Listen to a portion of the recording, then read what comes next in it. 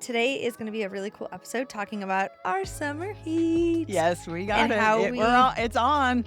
It is on, and it's not going to stop either. And we're going to be talking about how we survive and thrive here in Arizona, specifically in the Phoenix area, because we do have our, homes up in the mountains, and those are obviously doing better than, us down here right now.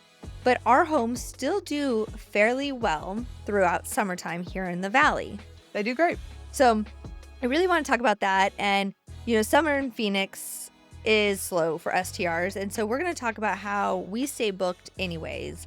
More booked than not being booked. Because it's not 100% bookings. We're not like booked, but we are booked. Yeah, we don't. We're definitely rolling along with bookings. I usually tell people that, we're booked all year long here. It's what changes is the rate. It's so true. And so in the summer, it's just less expensive to stay here than it is in the winter, for obvious reasons. And then we have a kind of a middle season, which we call the shoulder as well, which is kind of that November, December time frame where it's not as hot and the rates are up a little, but not as crazy as the winter. Right. And so honestly, like June in Phoenix and even July, we do see more cancellations. Yep. Normally, right? We have a very relaxed cancellation policy as well, on purpose, to be honest. And that's also because we want to make no barrier to booking. Right. So that's why we get a lot of cancellations too, because they book and then they decide whether they want to come, and we have a pretty relaxed policy, so they're able to cancel. I mean, it makes sense, right? It's like flow, make the flow, go with the flow type of thing here. You got to go with the flow. How is it when you first started, right? When it was like your first couple summers, how was it when the temptation to just like panic price and drop it like crazy? Did you find that was like a thing in the beginning, and now you're more like, hey, I see where we're at, I know how to adjust pricing? I'd say, well, first we have a revenue manager full-time that watches all of our rates all the time and adjusts things daily. Right. So that's good news, is we have eyes on it at all times, which I think is really what's important. You can't really just leave it alone, because you won't get any bookings if you don't actively work your listings. But to your original question, kind of what happened long ago, 14 years ago, I didn't have as many properties, so it was a little bit easier to focus on a smaller group of properties. But now I really meet the needs of the owners. Okay. So it's different owners have different thresholds. Some are like, look, I don't want anybody in my house at that price ever. Which is fair. Which is a fair argument. So you have to be careful about that. And setting base rates and making sure your owner's on board with the base, which is kind of your min. Like this, you don't go below this. Right. Kind of a thing. So good communication with them. But some will drop down below their minimums just for summer bookings. And some really hold firm. They're like, nope, too bad. Too bad. I'm not looking to decrease to bring in I'm not bringing guests in that we wouldn't necessarily have in here anyways. That may be questionable. Or really, if you dump the rate too low, it becomes not worth it.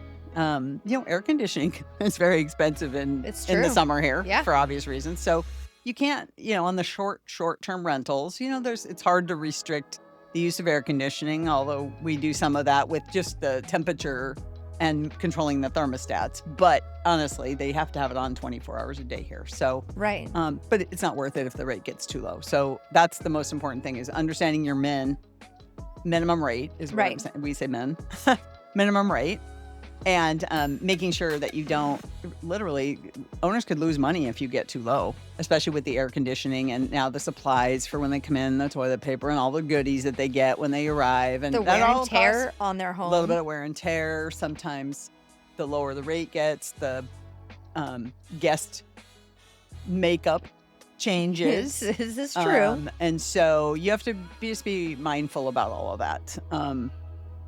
But there's a possibility to get bookings, and people are still coming to Arizona. And most of our short-term stuff is a little less vacation-y and seems to be more with purpose travel. In the summertime? Oh, so with purpose is, I have to come because I have a work thing, or I have to come. Yeah, I mean, kind of. Or I've got a thing at the convention center, or and we do still have sporting events here and stuff in the summer, and people come for that. And they come for fall ball and all kinds of stuff. So it tends to be a little more less vacation oriented, a little more purposeful travel. Okay. Where, not that you asked this, but where we see the toughest way to fill isn't the traditional short terms, it's the midterms. I could see that, I guess. So there's some midterms for us are 30-day rentals or more. And it's kind of that 30 days to 4 months is like in our vernacular a midterm. That's where it's a little bit harder to fill in Arizona right now. Okay. And it's not that will change as well, but what also happens with the midterms, the activity of people buying homes, moving into homes before their homes are ready, moving into homes because they sold their house too quickly, relocation to the area and staying in a midterm rental until, of course, we still have some people relocating into the area. But since overall real estate sales are a little slow. Yeah, they're definitely suppressed for sure. Definitely suppressed. Some of that activity that surrounds that is not happening this year and even last year. That makes sense. And right. So that's always the struggle, is finding those right people that are here for work, or in some of those locations where that midterm, you must stay 30 days or more, makes sense in their world. So we do a lot of things about that. One is we really work with insurance companies a lot. Yeah, that makes sense. So I think, sure, people's houses burn down and people's pipes burst all year long. However, the activity of that seems to be in the summer a lot.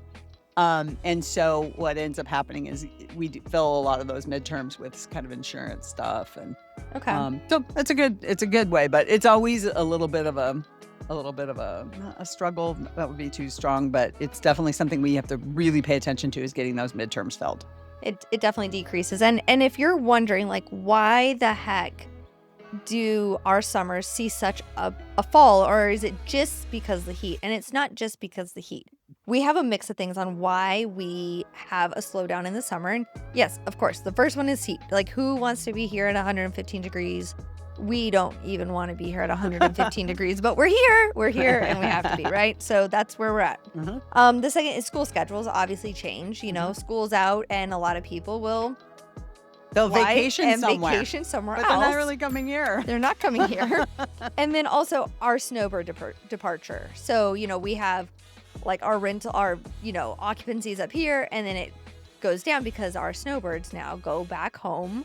Right. And so it's like we're up here, but we're down here. So if we never had a snowbird season here, we probably wouldn't see such a drop in occupancy. It would probably be a little bit more balanced, but knowing our high seasons and our low seasons is super important. Which Arizona market holds up better in summer, do you think? Well, Flagstaff. Okay. I mean, definitely. The mountains. The nice thing about Elite Vacation Rentals is we do have a balanced portfolio. So we have what we call valley homes. So those are the Metro Phoenix area homes, and all the surrounding area from side to side, an hour from side to side. But we also manage in the mountains. And so we have an entire mountain division. I think we've had Jen on before. She runs our mountain division.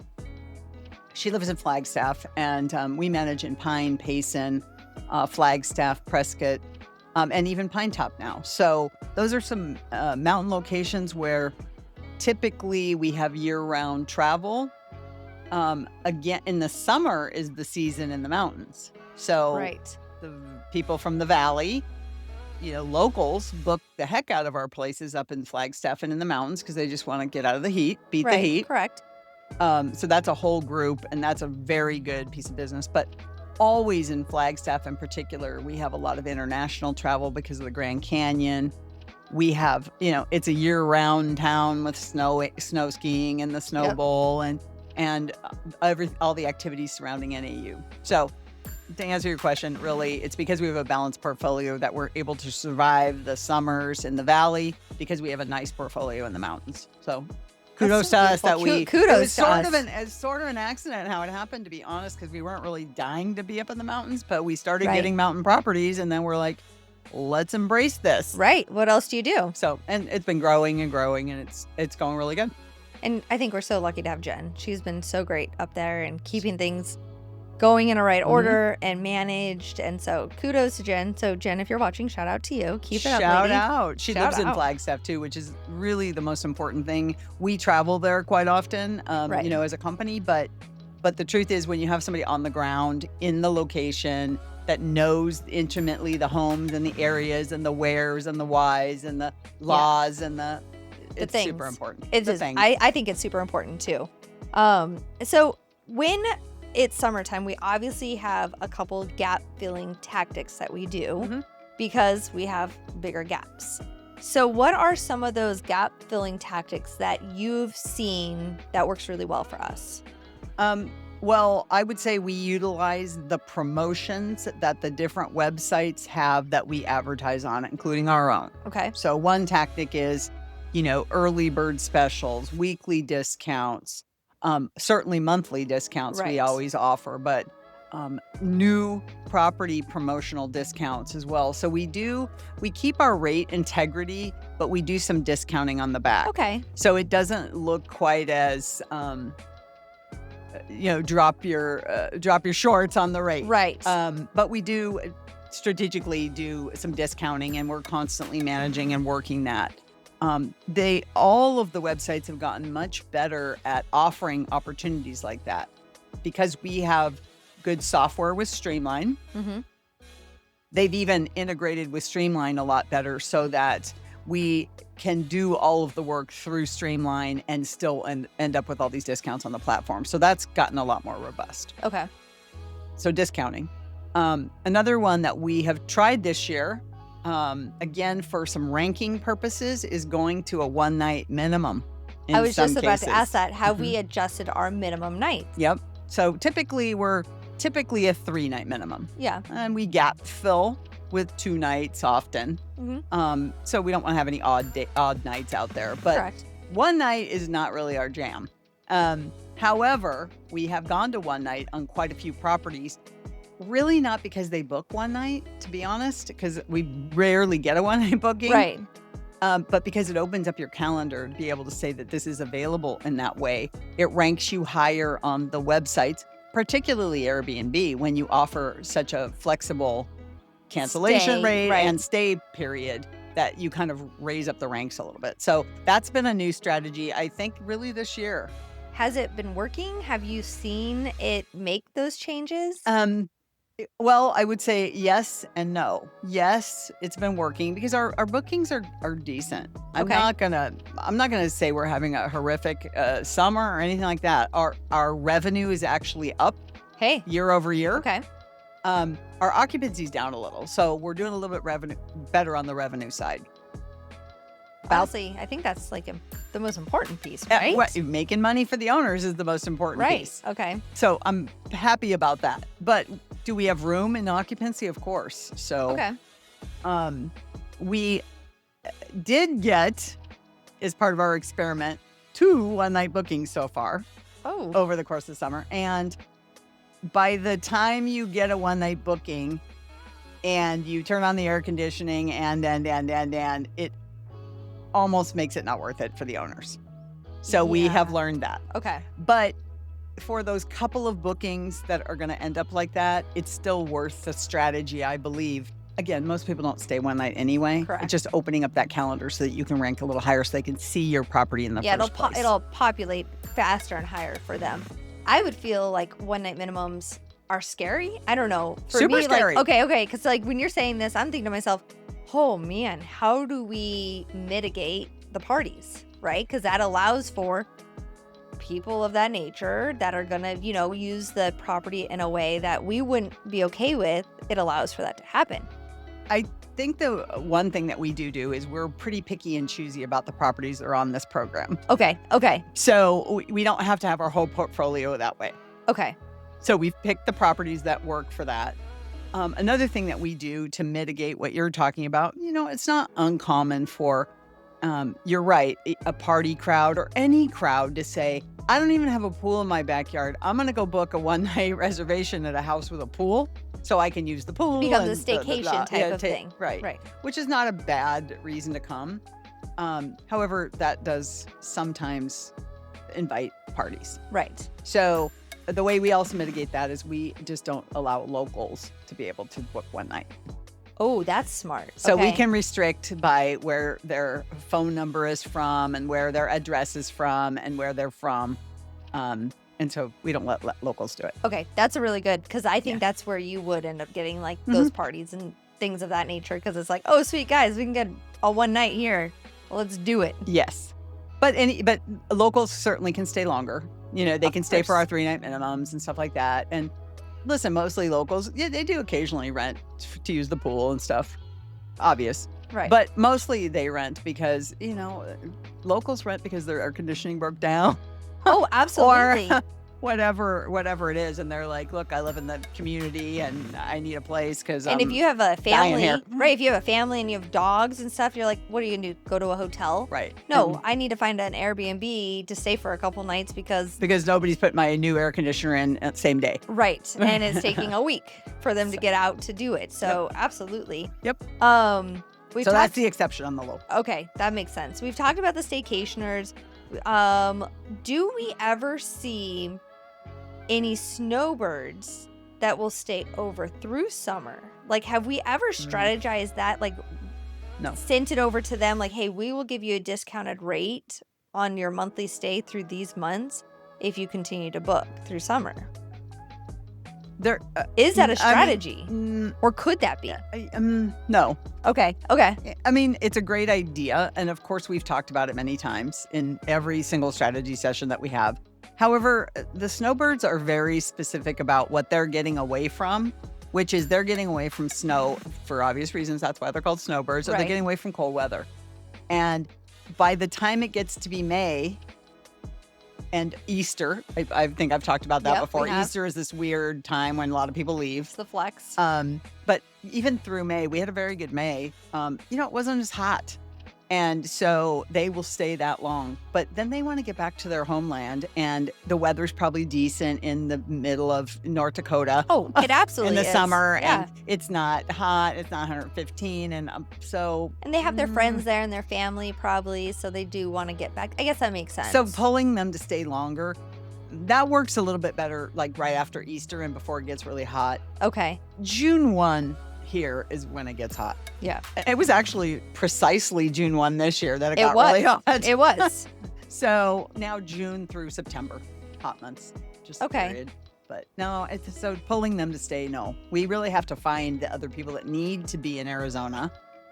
I'm working with actually a bunch of, one company in particular that continues to have business people that need to come to town. Okay. It's called Vicinity, and it's been great. They have booked quite a few places with us this year. It's a new relationship, and so it's really about finding those relationships of people that always are needing to have a place. Yeah. I guess also like remote workers or contract workers, like for the Intels and the chip manufacturing companies. Those are the best on those midterms. Okay. To the horror sometimes of some of our owners. Oh, there's, 4 people that are, doing work at a plant or whatever they're doing. Sometimes they're project managers, whatever they are. They sometimes are nervous about that because 3-4 individual people will take up 3 or 4 rooms and stay at a place because they have to. They have to live somewhere while they're working at a place. That's great on midterms, especially. Okay. They tend to stay a month. Yeah, because they're here for a little longer. Yeah, they're not here just for a couple nights. And they'll stay at a hotel if they're doing that. But right. And so that's kind of that's our midterm strategy, actually. What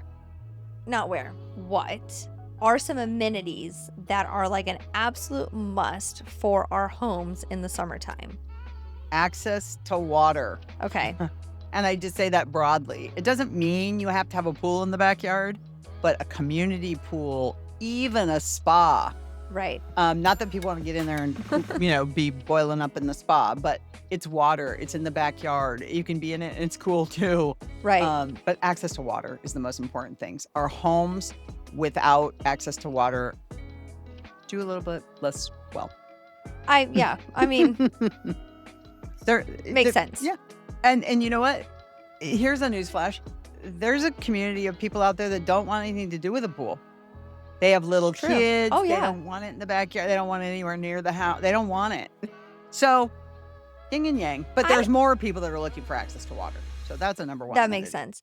I wonder if we did, because I know we don't do it now, but if we did some like summertime mitigation before next summer, where we're installing like misting systems on patios, some outdoor shades, maybe blackout curtains in the homes, and put those in our summertime listings to like, hey, here's what our home, like our summertime features on our home, and have that. That's great. Like that might be a really good idea to get people to be like, oh, okay, they have blackout shades because the sun comes up sooner, right? And the house will stay cooler.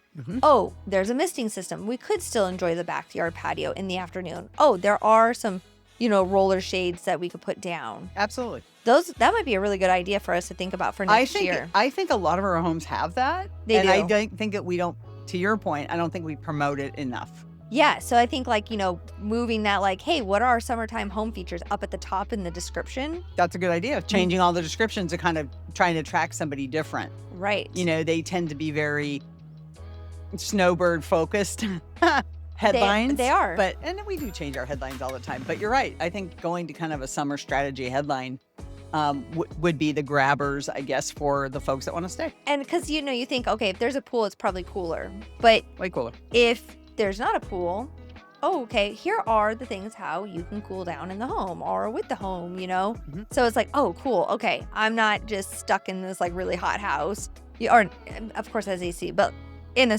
hot state with nothing to cool down when. Right. So that actually might be a really good strategy for next summer, or even maybe for July. It's a great one. The other thing we could do, to your point, is start doing some activities surrounding being indoors that we could offer. There's walking at the mall. There's like the main thing that we have to do in the summer in Arizona, just like people in the winter have to do when they have snow. You got to stay in. Yeah. Ish. So I guess it's just hot, and so you stay close to in. Giving the, hey, here's what we do. And that might even be like a really fun podcast, is like, what do we do in the summertime in Arizona? Right. Let us tell you. Right. Like, here are the things that we do. Here's what the locals do to stay out of the heat. Because just because we're from here, doesn't mean we're enjoying this weather. We don't enjoy it. This is not like, wow, this is the most awesome place to live in the middle of summer here. But we have our things that we do to mitigate. We carry on. I mean, look, of course you go outside, but it would be nicer if you didn't. But I really liked your idea about, even just setting up indoor games. We actually have a house that has a little scavenger hunt that's inside the house, that when they check in, they get a little scavenger hunt. Oh, that is and it's just for fun. Right. And there's no prizes or anything. It's just who wins in the family kind of a thing. But creating some stuff that they can do inside and publishing that. Great idea, Britt. I think as soon as we get out of here, I'm going to start working on that. Okay, perfect. I love it. That's what we're here for, right? Yes. Strategizing on how we can increase our stays, our bookings, and make our homes even better. Yep. That's the name of the game. Okay, let's see. They're saying on our little sheet here that some things of summertime welcome touches is cold drinks on arrival, and we already do that. We add water to all of the fridges before anyone even comes in. Hydration is everything. We embrace that year round here in Arizona. And honest to God, we always have at least a bottle of water for everybody that's checking into the house. And we keep those cold in the fridge year round. It'd be fun if we did some like sunscreens or something like that. That'd be super cool and fun. We could even like brand it ourselves. Or even we also talked about the water bottles, branded, of course, branded. But that they can refill. It's just something to take with them too, and that it's just promoting hydration. Well, and when you travel, you don't really bring a water bottle with you. A lot of people have those like Stanley cups, but who's bringing their Stanley cup too big, right? On an airplane or in travel, unless you're driving, you're not like, I'm gonna take my 20-pound Stanley cup with me. I'm sure that you've stayed recently. Like I've stayed at a couple resorts recently, and they literally just give you a water bottle when you check in, and they have filling up stations throughout the resort. So us embracing kind of that same logic of here, we know it's hot, stay hydrated. It's true, because the more hydrated you are, the you cooler feel better. you feel, and that you do feel better. Okay, so some of our market shifts for summer is updating the listings, and we've talked about that. We update our pricing, of course. Do we length of stay? Yep. Do we change our photos, our listing photos at all for summertime? I know like a lot of our homes do already have the pool photos. We kind of feature pools. Okay. So I would say we are always changing our listings. So right. And I'd say even rewording some of them or changing picture order, or you're right, embracing what's the most important thing to them right now. But generally we lead with the pools. Yeah, I feel like we always lead more with the pools because even in the summer, even in the wintertime here, it's an Arizona thing. Still enjoy the pool. Yes, because they're heated. We're a year-round thing. Yes, the pool here is a year-round thing. It doesn't freeze over. We don't have to put tires in our pools so they don't turn into blocks of ice. That's interesting. Yeah. We don't have to put. We do sometimes. Some of the resorts actually put blocks of ices in the pools. Right, but we're not putting tires in our pools so they don't turn into blocks of ice. They do that in the Midwest. They put I never heard of that. That's tires cool. in the pool. I love that. To keep them from freezing over. I get it. I mean, that's interesting. Makes sense because you don't want your pool to freeze over. That would ruin the thing really fast. I think it's good, but we don't. No, we don't have to do that. But we do add blocks of ice. Resorts do add blocks of ice to our pools here because it does get so hot. Another thing we do that you didn't mention is, and I don't know that we promote this, but we change all of our bedding. Yes. And so we go to a lightweight bedding. It's not like you have to be bundled up under, 10 layers here in the winter either, but the bedding choices do change. They really do. And so we go to a lot of quilts and things that are a little bit thinner, so that, for the summer, we're addressing the fact that it's pretty hot. And we don't keep you don't need to be at 60 degrees and air conditioning with a super heavy comforter. Like we kind of match the environment. Yeah, let us help you stay cool. Let us help you. Exactly. All right. So anything else we need to know about surviving summer in the short-term rental world? I don't think so, Britt. I think it's just a constant conversation. It's obviously a little bit slower time for us and our entire team. Right. So everything kind of reduces a bit. We personally use this time to update homes and make improvements for the winter season coming up. So the nice thing about it is, yes, we can get in the homes a little more frequently. Not that they're not booked. I don't want to suggest that, but we have a little bit more opportunity to do some of those projects. And then we also have the opportunity on a business front to do some projects. It is nice. The slow season is a nice season for us because it lets us regroup, bring it back together, take a deep breath. Yep. But then, okay, where is our next headings? What does the next season look like for us? Because we know it's going to be busy. Yep. So where do we need, what are the homes that are lacking? What are the homes that we've seen slip or need some extra attention? How do we do that? How do we fix those things? How do we make the reviews better for this coming season? I think for us, the slow season is not terrible. No. And it's not, we don't even frown upon it here. We actually kind of welcome it in a sense that, hey, not only, and I think the owners do know that they see that we go into the homes and we do more things during the summertime. So they even don't hate the summer slowdown. It's like, because we're actively still doing stuff for them. But look, I believe that we are doing everything that we can in watching these rates, watching these homes, making sure that the homes present really well. We do all of those things for our owners. We're podcasting. We're marketing. We're doing everything we can to encourage bookings. But the nature of Arizona is the summers are slower for the obvious reason we discussed. A cool thing that we're rolling out, which we can completely do a whole podcast on. Oh, let's hear it. It's called Elite Rewards. And, just like anyone, we are offering a rewards program. And that's going to help our summers too, because people earn points and they can redeem all those points, particularly at a very good clip in the summer.